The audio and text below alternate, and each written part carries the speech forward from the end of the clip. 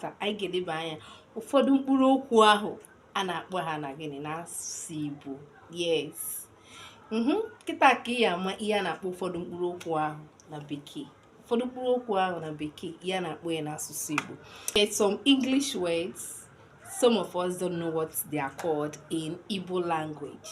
So, ọdụ ka ife ụfọdụ mkpụrụ okwu ahụ dị na bekee a na-akpọ ha ihe a na-akpọ ha n'asụsụ Igbo. Okay. Na-edetukwa onye ị nwere. Anyị ga-ekpọpụta mkpụrụ okwu 10. Ị na-edetu ndị ị nwere ka anyị mara onye ị nwere. Okay. Nke mbụ, air conditioner. Gịnị ka a na-akpọ ya n'asụsụ Igbo? Air conditioner. Gịnị ka a na-akpọ ya n'asụsụ Igbo?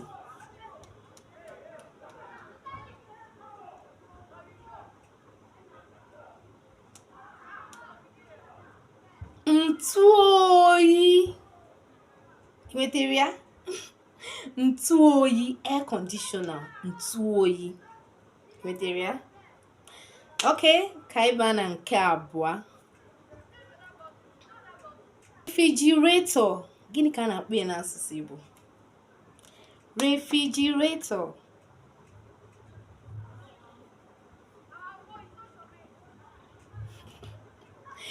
Igwe nju oyi.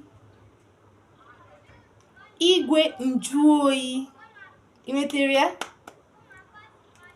Igwe nju oyi. Nke atọ ka anyị baa na nke atọ na-edetukwa ndị ị nwere. Nke atọ microwave. Gịnị ka a na-akpọ ya n'asụsụ Igbo?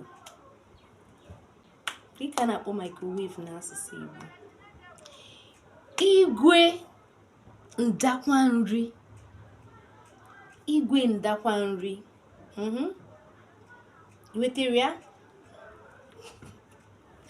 Ka anyị gaa na another one. Ka anyị gaa na nke anọ. Nwanne ma nke a. Television. Gịnị ka a na-akpọ ya n'asụsụ Igbo? Television.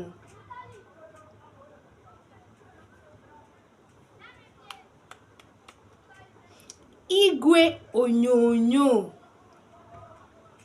Igwe onyonyo. Nke ise,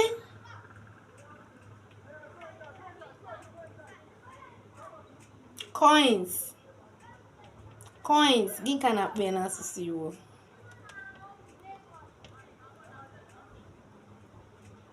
Mkpụrụ ego.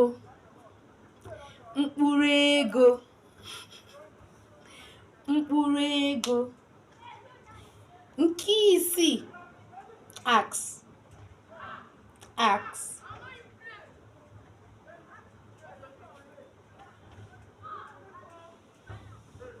Anyụike.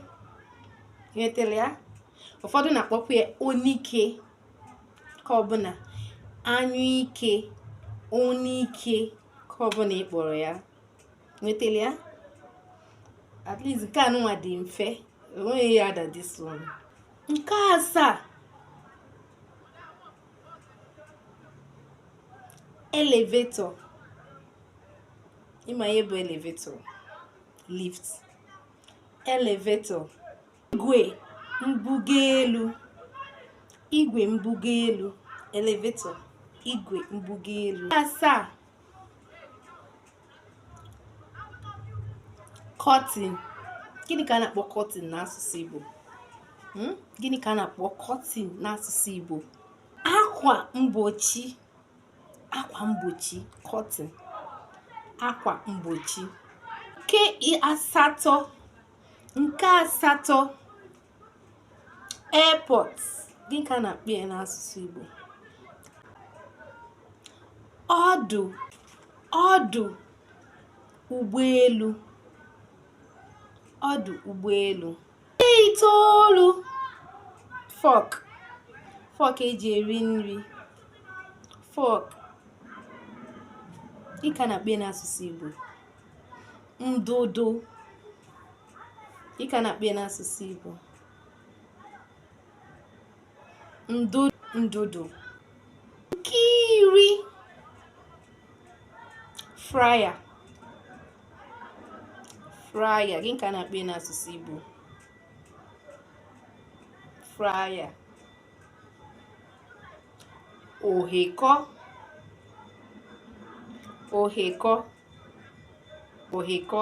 onye ka ị nwere? Tinye na comment section ka m mara onye ị nwere. Emekwana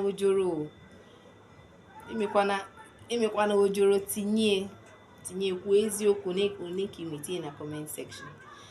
Okay, ka emesianụ, anyị ga-enebakwu ya, anyị ga-ewepụtakwa mkpụrụ okwu ọzọ, ọ ga-adị na another video. Mkpụrụ okwu ọ na-enwetari anụ na video ka ịma ka ya enweta nke ọma. Okay, ka emesịa, biko echefukwana like, comment and share.